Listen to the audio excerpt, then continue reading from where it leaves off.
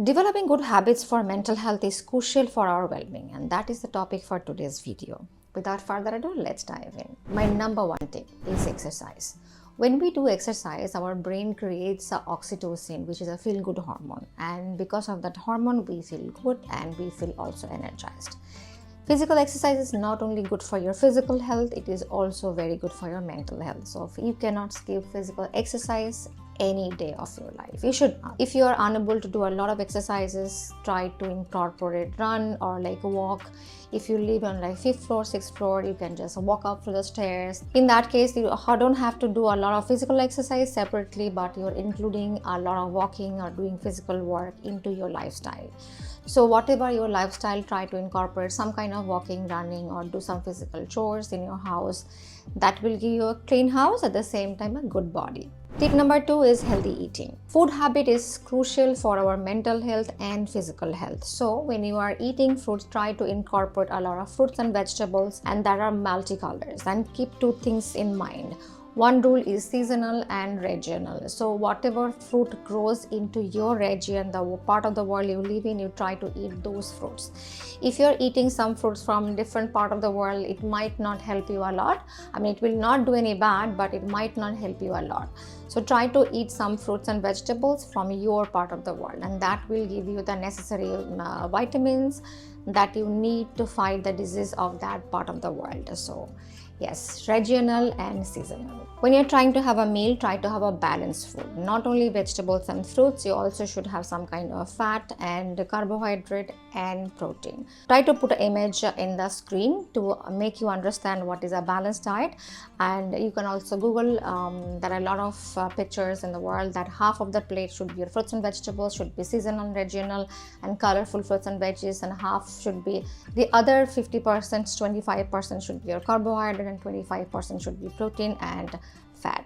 So try to have a balanced meal. Tip number 3, adequate sleep. Sleep is very important for our well-being, because when we sleep, our body restores all the necessary points, because we stress out during the day, we do a lot of damage during the day. So at night, our body repairs for the best. So try to have adequate sleep. What is an adequate sleep for you? I sleep quite a lot. I sleep 8 to 10 hours, but some people have seen like sleep less hours. When I was a teen, I used to sleep like 4 or 5 hours.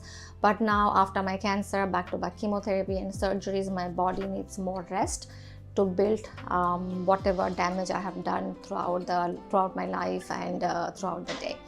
So try to have adequate sleep. 6 to 8 hours is a normal sleep timing, but it all depends on you, your body style, and whatever you do during the day. Tip number 4, stress management. Stress is an inevitable part of our life, and we have to manage our stress no matter what. You can do deep breathing, you can do different kinds of meditation, you can do exercise, you can talk to a therapist, you can talk to your friends and family, whatever kinds of difficulties you are suffering.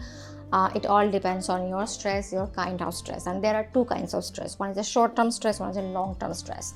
Long-term stress may like you have an exam in 3 months and you have to prepare hard for that. And you are stressing all through these 3 months because you are staying late, you are working on it, you are studying.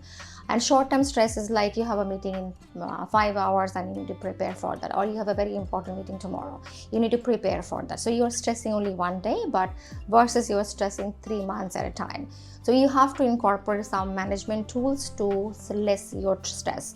I typically do deep breathing, and when I deep breathe, I have brought oxygen to my diaphragm, and the fear actually generates in this part of the body. So when you bring oxygen in it, you actually feel better, and your whatever fear, tension, stress, it goes away.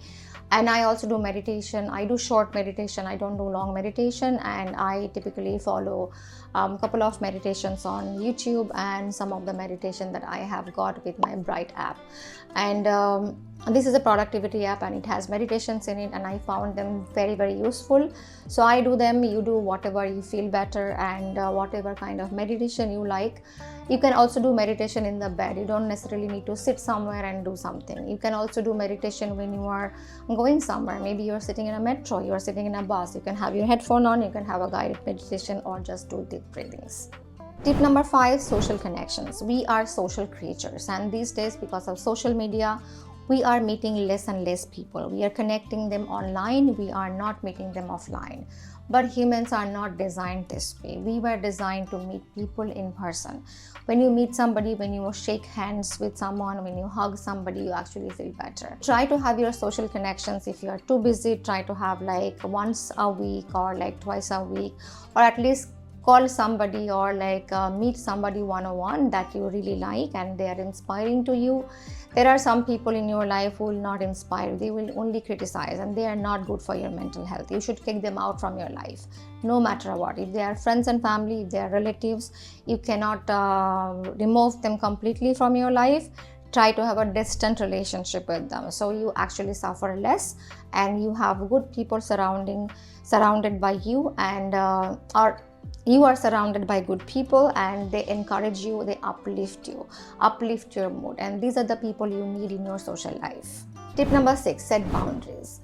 It's important to learn how to say no in your life, because we are human beings and we have only limited time and resources. We cannot do everything in the world, and saying no in a nicer way and not hurting the other person is also an art.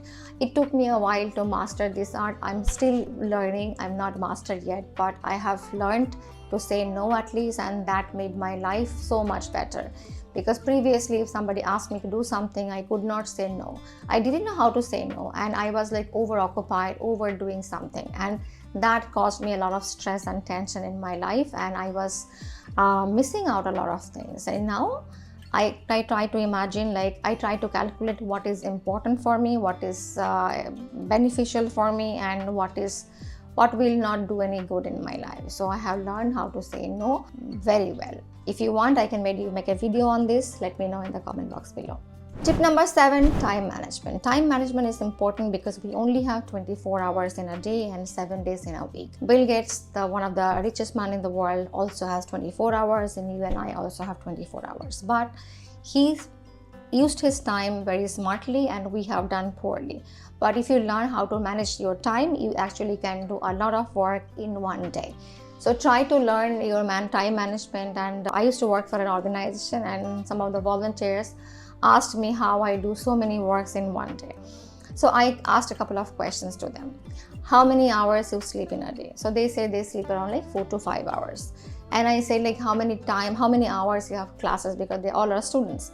And they say they have 6 to 7 hours of work classes. So that means 5 hours and 6 hours. So 11 hours they are occupied.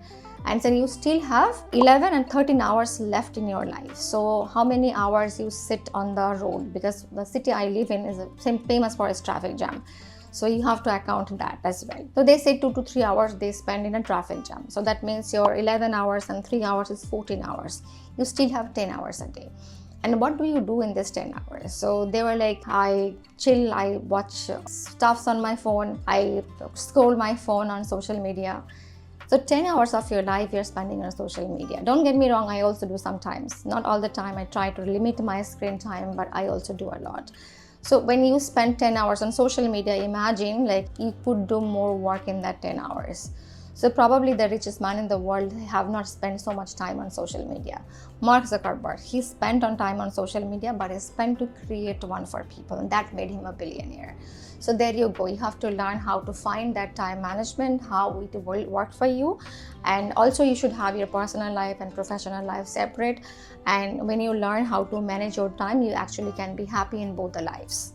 Tip number 8, hobbies and interests. Sometimes you have to have some hobby. You cannot work full time. You cannot work like a machine, because you are a human being. You have feelings, you have heart, you have anger, you have many other emotions. So you have to have some hobbies. For me, my hobby is dancing salsa.